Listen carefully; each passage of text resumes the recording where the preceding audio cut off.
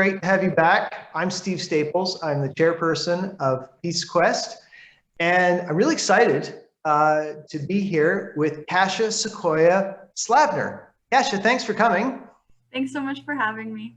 I got your email the other day that said, I'm doing this new film. I'm really excited about it. And I thought, wow, that's amazing, because it's so difficult to get anything going now in this context.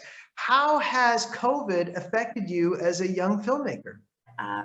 I've been thankfully observing that young people are getting more engaged in movements during this time. So climate justice, racial justice, social justice movements in general. So although we're not out actively in the schools, we're seeing a lot of young people taking to activism.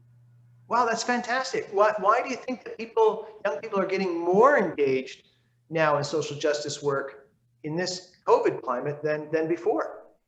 I think that it's been a really interesting time when people are at home and they're observing the way that their world has changed a lot.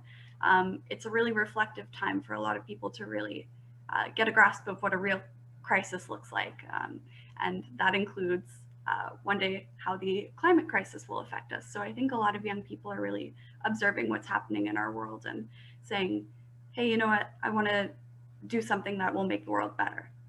I want to talk about your new project, but let's start with the Sunrise Storyteller, which was the first video that you did, a film, I think we should call it. It was a life-changing experience, and I hope that the film itself also is a life-changing experience for a lot of young people who are concerned citizens of the world, but want to become more active advocates for social change.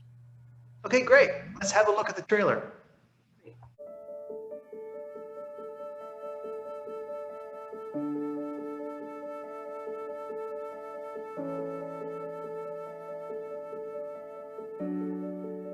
What if I could go visit people making change in their own communities?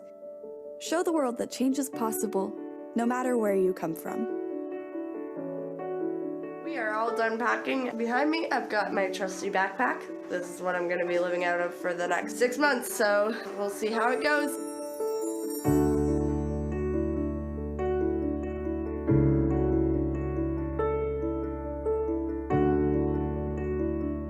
Always the big question, how you respond about that problem, how you respond about that circumstances.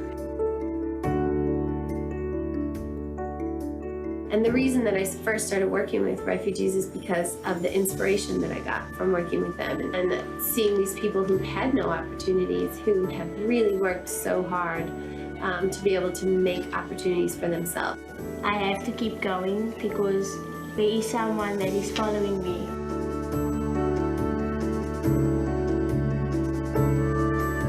You can have money, you can have everything you want, but happiness is very important. You can't buy happiness.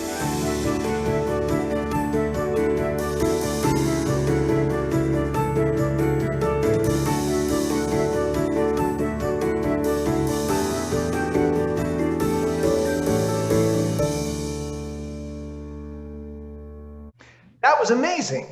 I mean, I didn't even have a passport till I was 22, and I think you've been halfway around the world already making that film. Now, you're moving on to the next one, which has a great title. I love this, 1.5 Degrees of Peace. How has the last one that we just watched influenced this next project that you're working on? The two issues that I really see converging at this time and have always influenced my work have been climate justice and peace.